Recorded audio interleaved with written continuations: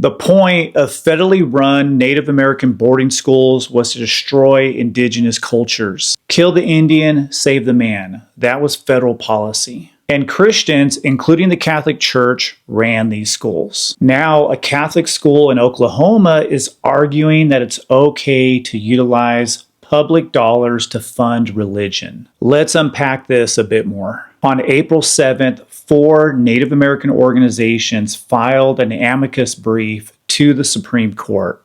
Why? Because a Catholic virtual school claims federal Indian boarding schools show a tradition of government-funded religious education. So here's the truth. From 1819 through the 1980s, the United States paid churches, mostly Catholic, Presbyterian, and Methodist, to run federal Indian boarding schools. The goal was to forcibly assimilate Native Americans and destroy their culture. And they kidnapped thousands of Native Americans without consent. They cut their hair, banned their languages, and outlawed their ceremonies. Whippings and beatings and placing children in solitary confinement was common. And thousands of these kids never made it home to their families. At least 500 of these institutions existed across the United States. There are literally hundreds of unmarked graves yet to be uncovered. Thousands of these kids never made it home to their families.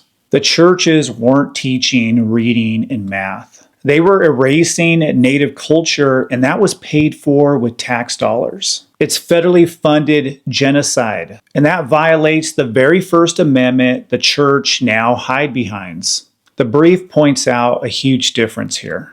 Today, many tribal communities use their own money, not federal tax dollars, to fund culturally grounded schooling. It's called tribal sovereignty, and it works. Congress giving public money to forcibly assimilate Native kids, that's colonial violence and genocide.